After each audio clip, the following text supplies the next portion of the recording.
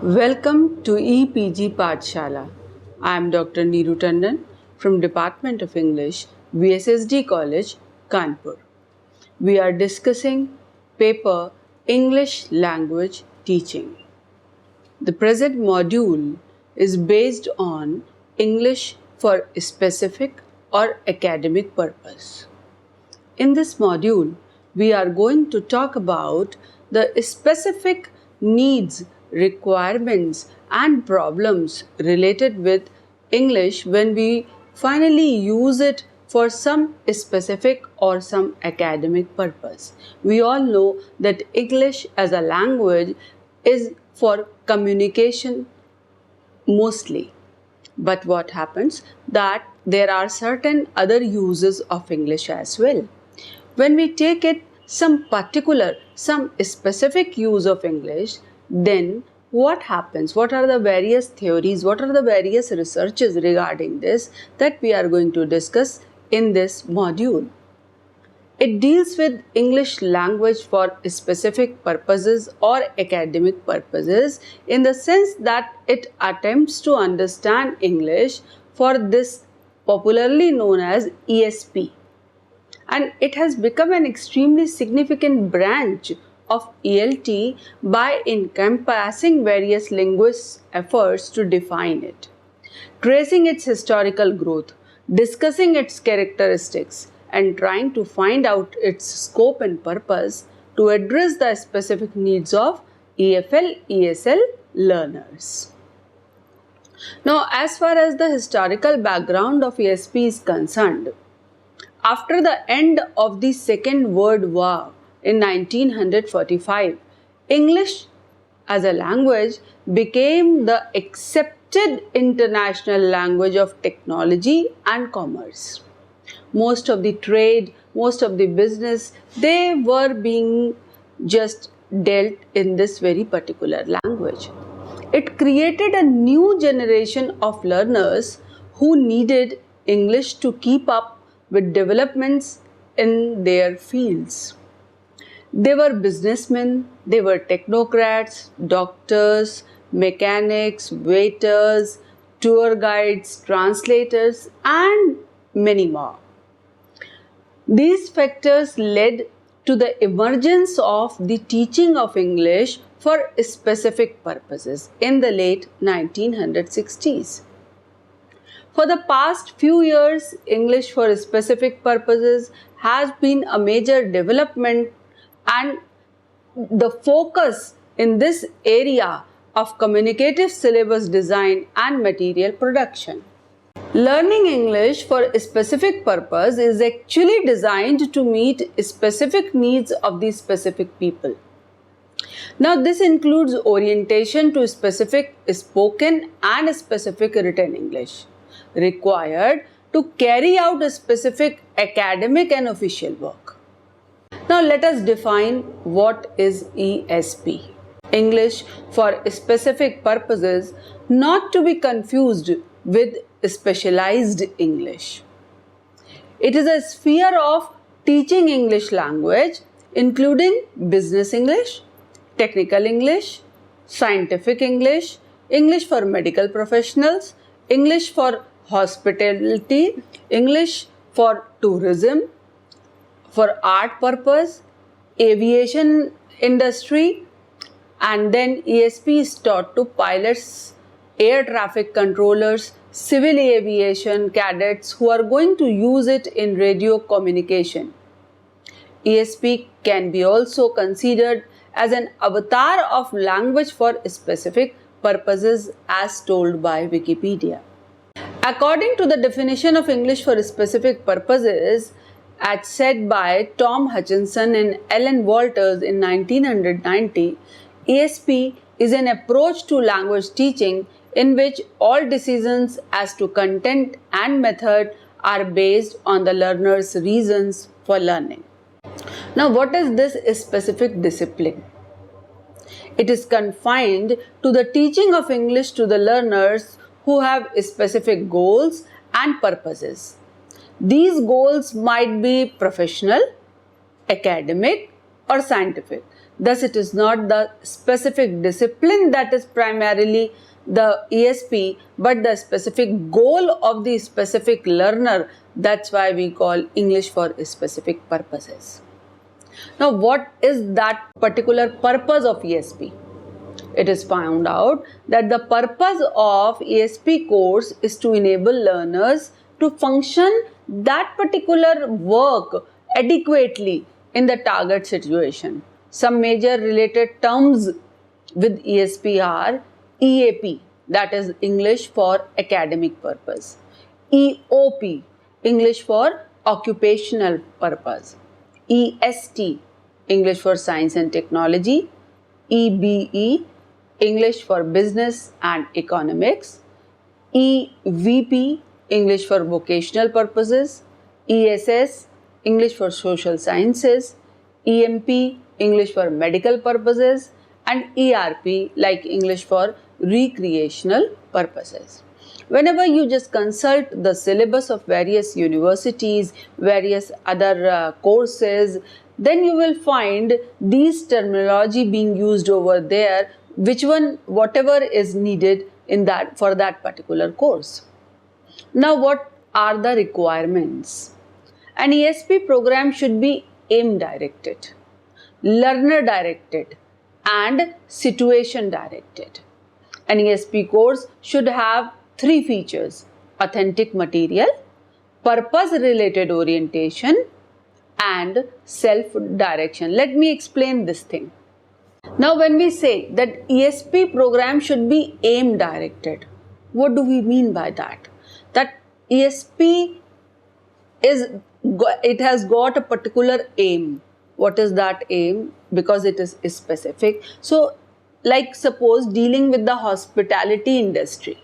So, the aim is that the person who is the learner, because it is learner directed as well.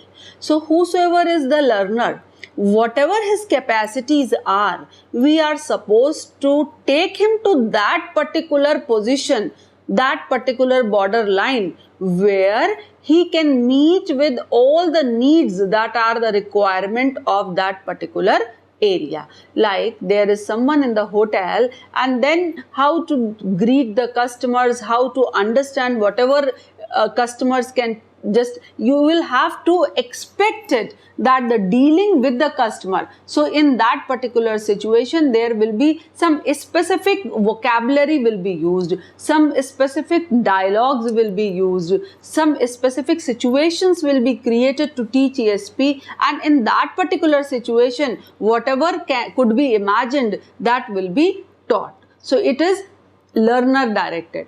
And then situation directed. What can be the situation? If a person comes in the hotel, and how the hotel person should make him comfortable, what may be the problems, how he is supposed to deal with them, what are the basic terminology, not only vocabulary, but the terminology being used by the hotel person and that person who comes over there as customer. So all these things, when we just talk about that, in that particular case, whatever is left, it's a vast gamut, but we are not concerned with the rest of the things, that is ESP. So authentic material must be there to teach them regarding that particular area. Then purpose related orientation should be there. We should tell them that what should be the body language, how they should carry along, what are the things like how to pronounce certain words and other things. So that is the purpose related orientation. And then the last thing is self-direction. Ultimately, things can be taught, but depends upon the person concerned, how he takes, how much he takes, and how he delivers. Now, what is special in ESP, English for specific purposes? So, sometimes it is special, sometimes it is used as specific. So, term special or specific in ESP refers to the specific purpose for learning English. Students approach the study of English through a field that is already known and relevant to them. This means that they are able to use what they learn in the ESP classroom right away in their work and studies. They get that atmosphere very easily. When to use it instantly. Whatever they are learning English as a language. Rest of the context is already there with them. So, the ESP approach enhances the relevance of what the students are learning and enables them to use the language they know to learn even more. Like, since their interest in their field will motivate them to interact with the speakers and text.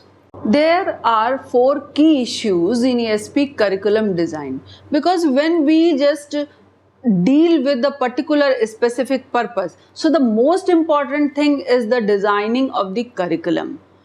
Now we have a specific goal, we have a specific learner, we know how to deal with in that particular time period whatever is given for teaching. So the most important thing is from beginning till end what should be the curriculum. So there are 4 important factors to be taken care of, like abilities required for successful communication in occupational settings. Then content language acquisition versus general language acquisition. Then heterogeneous versus homogeneous learner group. And finally, materials development. Now, English for a specific purpose, and it is there in India, like more and more people are adopting it for various personal and professional reasons. It has grown to become one of the most prominent areas of EFL teaching. There are certain absolute characteristics, like ESP consists of English language teaching which is designed to meet specific needs, which is related in content like themes, topics to particular discipline, particular occupation and activities. So before whosoever is the instructor or the curriculum designer, one must be very much aware with that particular discipline, with that particular area, the needs of that particular specifically designed course. So ESP makes use of underlying methodologies and activities of the discipline it serves. It is appropriate to those activities in syntax, lexics, discourse, semantics, etc. and analysis of this discourse. And it should be in contrast with general English. So whenever we are going to teach someone ESP, unless and until we know all the pros and cons of that particular industry, area, business, we won't be in the situation to design a curriculum or to teach them properly. Now there are certain variable characteristics as well. ESP may be but is not necessarily related to the language skills to be learned like reading only, not taught according to any preordained methodology. What does it mean? That some person, like he is in the tourism, so the most of the time what he is doing, he is supposed to talk only. Sometimes he is supposed to be an interpreter kind of person. Sometimes he just talks related with the other thing. But what happens, like someone is there and he in the tourism industry, maybe he will have to talk some general things also. So you just can't limit him for that specific goal. Those specific things should be taught in connection with the general things. So ESP may be related to or designed for specific disciplines. It may use in specific teaching situations a different methodology from that of the general English. It is likely to be designed, that is to be noted, one important thing, that it is likely to be designed for adult learners. There is the difference, that usually whenever we just design a curriculum for ELT, we take care that maybe we are starting with the very young learners. But this ESP, because it is job oriented, because it is area specific, so it has always, it is designed to keep the adult learners in mind, and most probably we feel that the learner will be bilingual. So either at the tertiary level institution or in a professional work situation. So it could, however, be for learners at secondary school level or higher education. It is generally designed for advanced student, you can say, and so most ESP courses, they assume some basic knowledge of the language system. The learner, the teacher, he feels that the basics of the language, like how to construct a sentence, what are the basic things to express yourself in this particular language, are already known to the learner. There are various types of ESP. Most ESP courses assume some basic knowledge of the language system, but it can be used with beginners. It was said in 1998 by David Carter, who identified 3 types of ESP. English as a restricted language, English for academic and occupational purposes, and English with specific topics. Now, Dudley, Evans and St. John have removed the absolute characteristics that ESP is in contrast with general English and added more variable characteristics. They assert that ESP is not necessarily related to a specific discipline. So, when we say restricted language, what do we mean by it? The language is specifically used by air traffic controllers or by waiters are examples of English as a restricted language, because the person who is not in this particular industry will not be needing this kind of vocabulary or this kind of teaching that is particularly being given to air personals or the waiters.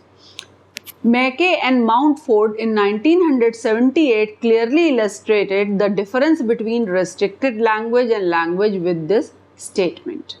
I quote, "The language of international air traffic control could be regarded as special in the sense that the repertoire required by the controller is strictly limited and can be accurately determined situationally, as might be the linguistic needs of the dining room waiters or air hostess.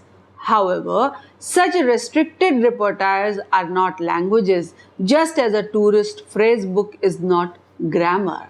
Knowing a restricted language would not allow the speaker to communicate effectively in novel situation or in context outside the vocational environment." Unquote. Now we can find it very easily. Everybody, whenever we just travel through flight, we find that as soon as the flight starts, the flight persons, they come over there and demonstrate various things. Now more or less 95% the language remains the same in whatever airlines you are traveling with. So what happens? How and why? Because they are being taught that particular language. Maybe otherwise they are not so fluent in speaking English, but as far as that purpose is concerned, they know how to say what should be the body language, what are the words to be used. So they are well versed with that and they speak in that very particular language. So because they were taught English for this specific purpose. English, when we find for occupational purposes, so that is something science and technology that is also used. English for business and economics that we call EBE, and English for social studies, ESS. So each of these subject areas are further divided into 2 branches, EAP and EOP, that is occupational purposes. So example of EOP for the EST branch is English for technicians, whereas an example of EAP for the EST branch is English for medical sciences or medical studies. So now when we come to the specific topics, now no particular vocation is there, but to be more limited, to be more specific, we are just dealing with certain topics.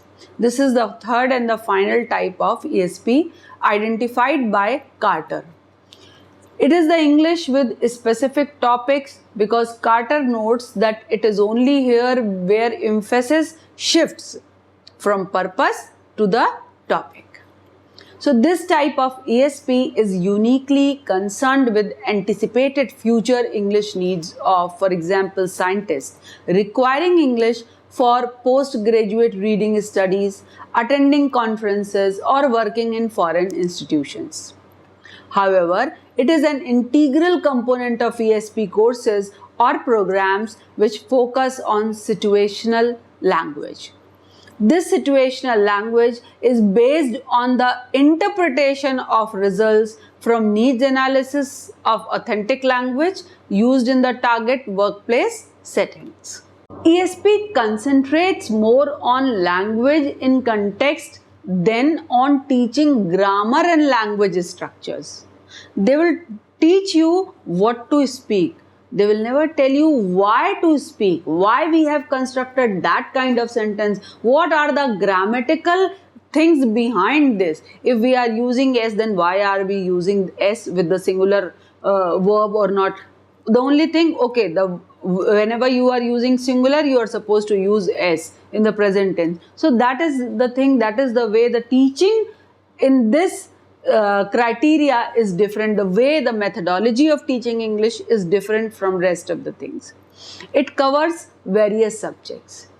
ESP's focal point is that English is not taught as a subject separated from the student's real world. However, ESL and ESP diverge not only in the nature of the learner but also in the aim of the instructions. While in ESL, all 4 language skills, LSRW, listening, reading, speaking and writing, are stressed equally.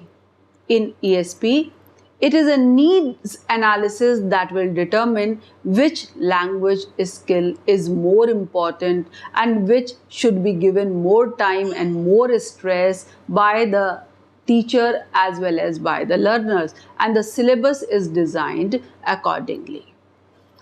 An ESP program might, for example, emphasize the development of reading skills in students who are preparing for graduate work in business administration, or it might promote the development of spoken skills in students who are studying English in order to become tourist guides.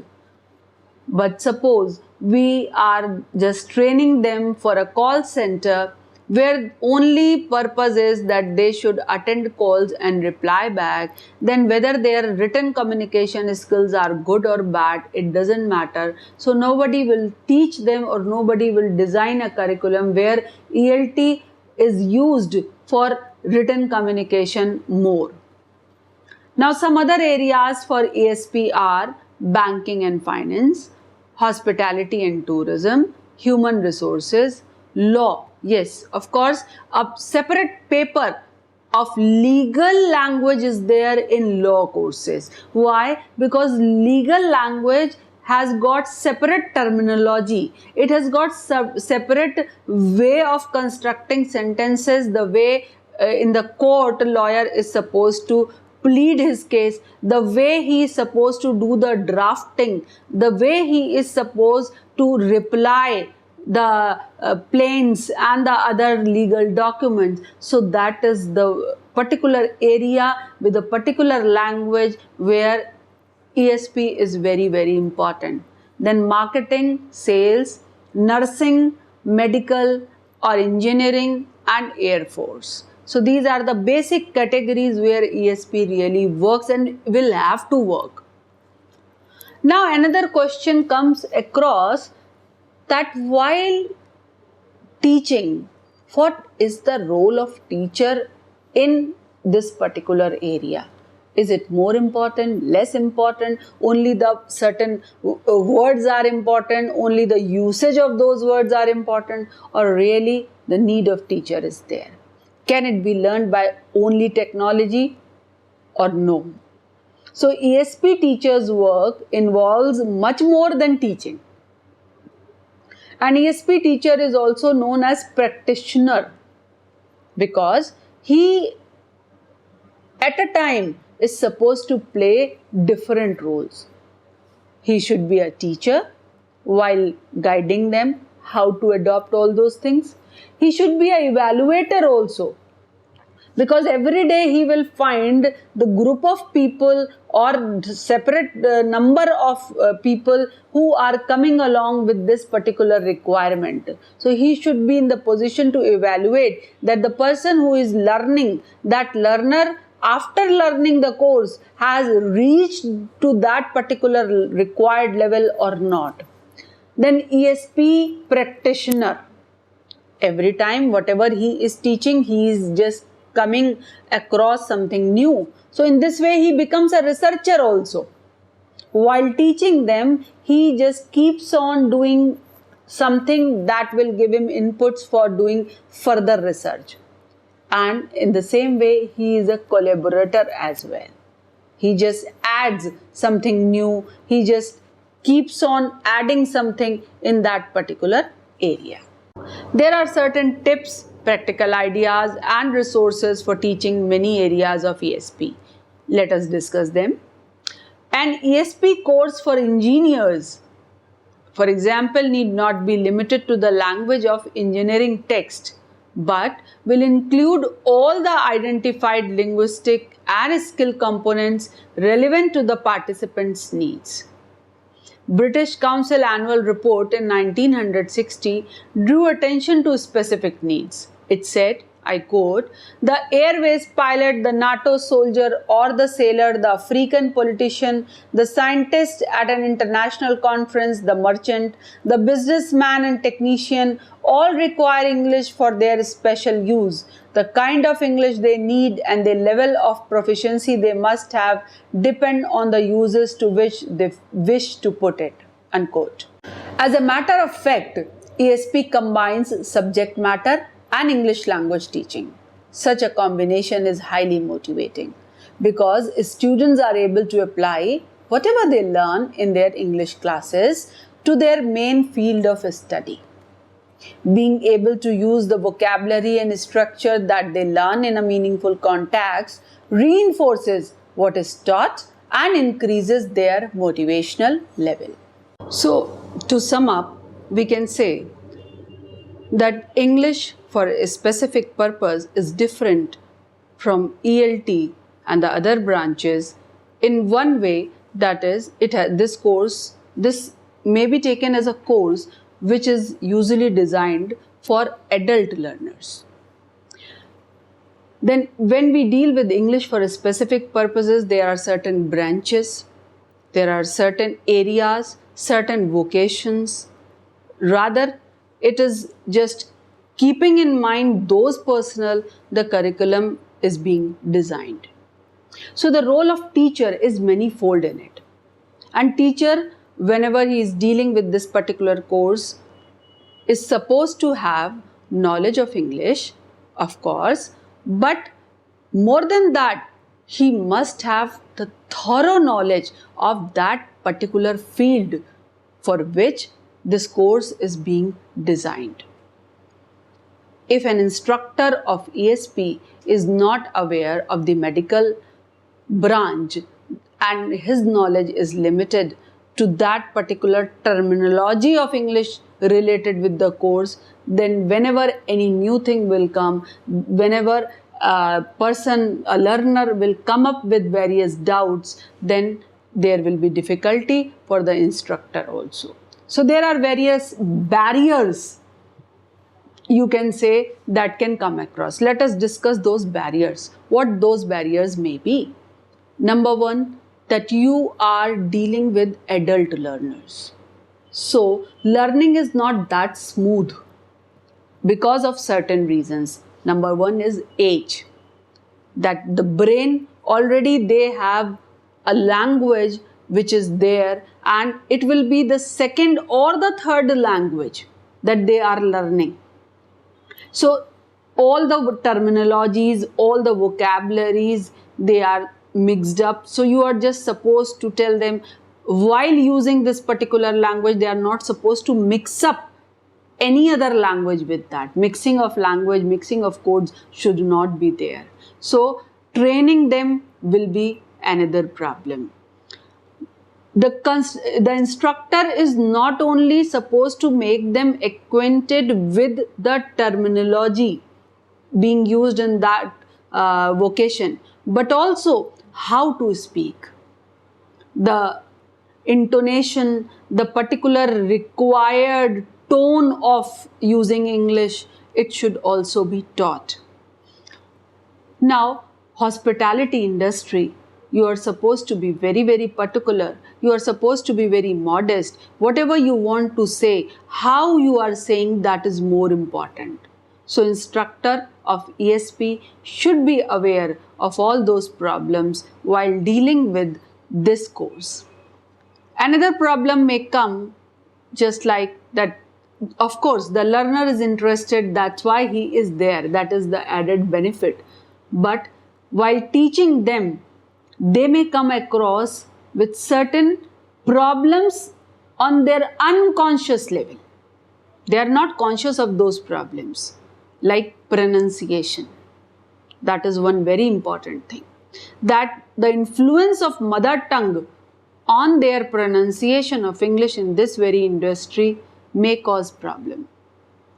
Then if they are used to speak very fluently, then also they may not be the clear guidelines for this particular person, for particular course. So they are supposed to change their way of speaking.